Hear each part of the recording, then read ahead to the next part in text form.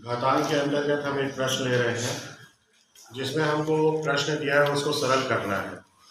प्रश्न इस प्रकार से है कि 16 गुणे टी की घात ऋण 3, 4 की घात ऋण 3 गुणित 8 फिर टी की घात ऋण 6 और जहाँ टी का मान शून्य नहीं। इसको हमको सरल करके बताना है कि इसका अधिकतम सरल जब कर लेंगे तो हमको क्या हल प्राप्त हो। तो देखिए इसमें यहाँ पे 16 है, 16 तो वैसे ही लिखिए। यहाँ पे टी की घात ऋण 3 है और हम जानते हैं सूत्र के अनुसार कि ए की घात ऋण m होता है तो वो 1/a की घात m लिखा जाए। इस सूत्र का उपयोग करेंगे तो ये हो जाएगा 1/t की घात 3। ऊपर वाला अंश वाला पूरा पद को हम लिख लिए हैं, अब हर को लिखते हैं। तो यहाँ पर देखिए 4 की घात ऋण 3 है तो यही सूत्र लगेगा, तो यहाँ पे हो जाएगा 1/4 की घात 3 गुणे 8 और वापस यहाँ पे वही सूत्र लगेगा तो 1/t की घात 6। अब यहाँ पे देखिए इसको हम पलट देते हैं, यहाँ भी पलट जाएगा। तो इस प्रकार से लिखिएगा 16 गुणे 4 की घात 3 गुणे टी की घात 6। ये जो बटे में है ये पलट गया है, बाकी जो बचा है वो है टी की घात 3 गुणे 8।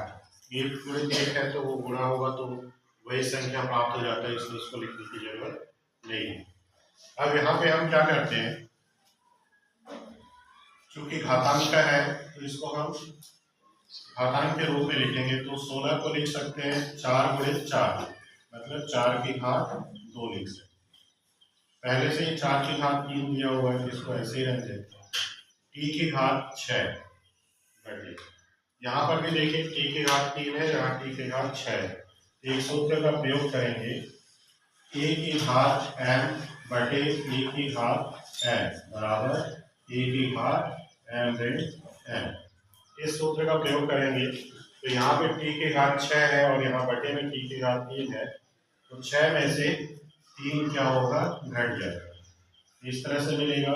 8 को अगर हम गुणनखंड कर लें तो 2 गुणे 2 गुणे 2 गुणनखंड इस तरीके। अब इसका आगे इसको हल करते हैं। यहाँ पे देखिए 4 की घात 2 है और यहाँ पे 4 की घात 3 है, तो फिर एक सूत्र का उपयोग करेंगे। सूत्र हमारा इस प्रकार से है ए की घात m गुणे ए की घात n बराबर ए की घात m धन n।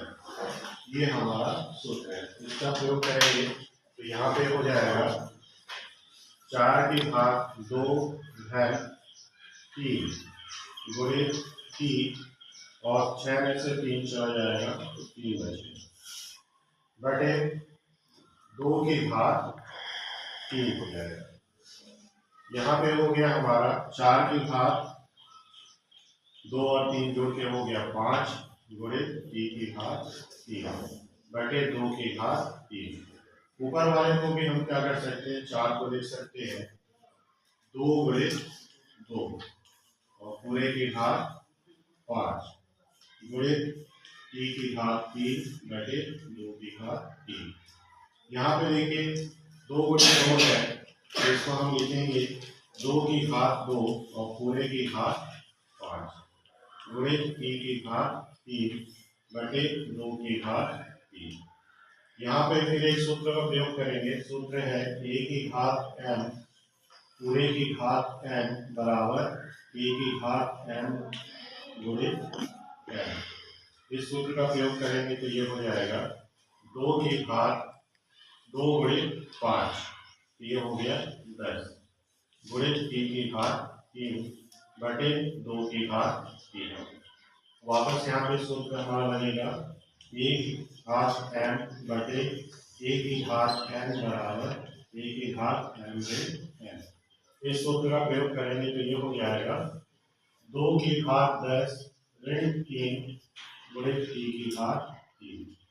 तो 10 में से 3 घट जाएगा तो बचेगा हमारा 7।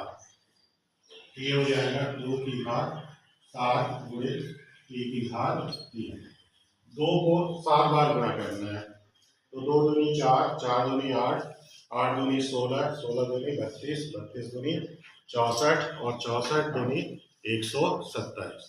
मतलब 2 को अगर हम आपस में 7 बार गुणा करें तो मिलेगा 128 और ई की घात 3। ये इसका हल होगा और ये हमारे दिए गए प्रश्न का उत्तर हो जाएगा।